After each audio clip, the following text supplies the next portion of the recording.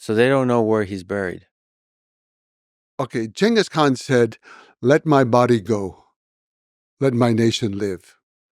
And he chose to be buried in an unmarked grave. And the Mongols believe very strongly it should always be that way. Most of the Khans who followed him were also buried in a similar way. The Chinese emperors, are buried in very elaborate tombs, but not the Yuan dynasty. Mhm. No. And so Kublai Khan was buried back with his grandfather in an anonymous grave. And not everyone, like Guig died when he was on campaign towards Russia. He was buried out there. I think his father Gudde was also buried out there. That was more their homeland.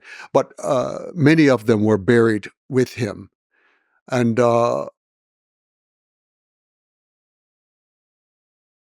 it's known and not known at the same time. It's officially you should not know it. You cannot know it. It should never be disturbed. He should never be disturbed. We're not going to have a tour group coming in. But you're saying like the people of Mongolia, they have a sense. They believe he's in a certain place, yes. And they believe they know where the place is, but it's sacred. You can do nothing. Just leave it as it is. That's no roads, no buildings, no killing of animals, no chopping of trees, nothing can be done. It's a holy land dedicated to him and his family. It's pretty amazing. Unmarked grave. Yes. For the greatest conqueror in the history of humanity. Yeah. For good and for bad, one of the most impactful humans in history. Yes. I believe in his thing about let my nation live, let my body go, let my nation. And I say to people, they ask me, what did he look like? And I say, well, that portrait was painted 50 years later by somebody who never saw him. And actually, if you look at the portrait of Kublai Khan and Genghis Khan, they look alike, except one's old and one's younger. And I think that's because Kublai was trying to he wanted to establish his legitimacy as a real Mongol, that they looked alike, but his grandfather said he didn't. And then Ukode Han and Mong Khan looked different. They looked different. So there was nothing. But I say, if you want to see the face of Genghis Khan, walk in any gear in Mongolia, the first challenge you see, that's the face of Genghis Khan. It's his nation. He created that nation. That's his face. Does that make you sad that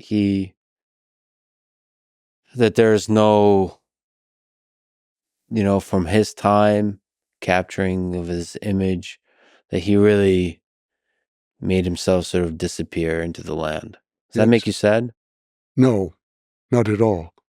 No, because he's everywhere. When you have these clans that are still operating in Afghanistan and the Russians are still using the YAM system, there are many aspects of him that are out there in the world. And I think I find personally inspiration the same way that Thomas Jefferson did. Mm-hmm. He found so much inspiration in the life of Genghis Khan and the books of Genghis Khan that you can still read. He bought so many copies and gave to the Library of Congress, to the Library of Virginia, the University of Virginia, and to his granddaughter. These ideas live on, and we still have not fulfilled them. We do not have religious freedom. We do not have the protections for women. We do not have the protections for envoys and ambassadors. The ideas live on, and the rulers do not live as the common people. They eat the same food, wear the same clothes, sleep in the same, not a bed in his case, but sleep in the same situation and simple home. No.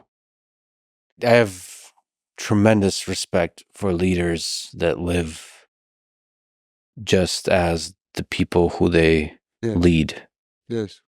It's, mostly not done. But when it is, I have just infinite respect for that. That is the way.